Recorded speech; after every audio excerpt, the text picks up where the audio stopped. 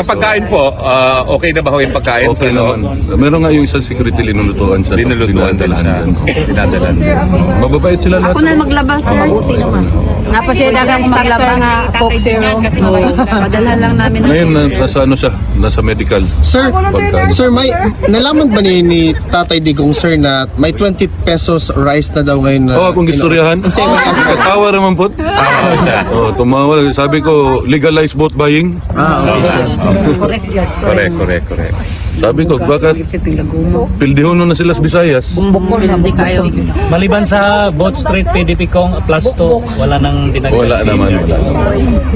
Pasalamat lang siya sa Tombayan. Sa mga Pilipino, buong sanlibutan na patuloy na sumusuporta sa pamilyang Duterte. Ulitin ko, maraming salamat sa pagsuporta niyo sa tatay ko, kay Bibi Inday at sa aming pamilya.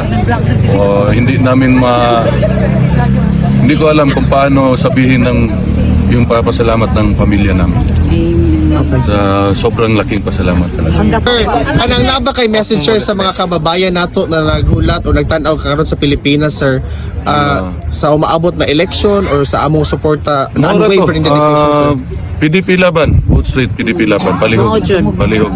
Dakong tabang sa pamilya. Kamusta po si Tatay Digong ngayon? Okay naman. Tawa ng tawa, kwentuhan.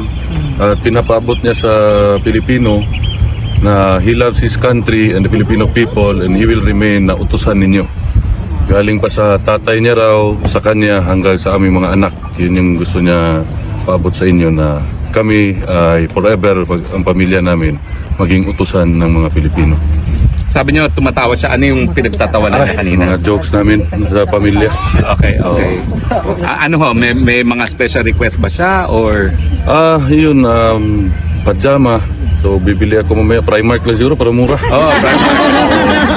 Lado ng Primark. Tapos, yun, brief, mga ganyan. Tapos, itong jacket gusto niya. Hindi naman naiwan. anong style ng brief? Sir, may tanong kasi, sir, kung nalabhan na ba daw nimo ang briefs yung Karon na pa sa sulod, basig Monday siguro.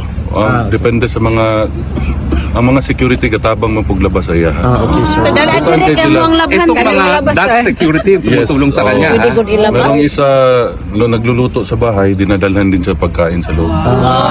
Ano ba ho, yung mga guards niya boboto na ba sa eleksyon? Pwede. Well, ano hon sabi niya tungkol sa eleksyon niya bilang alkalde ng Davao City?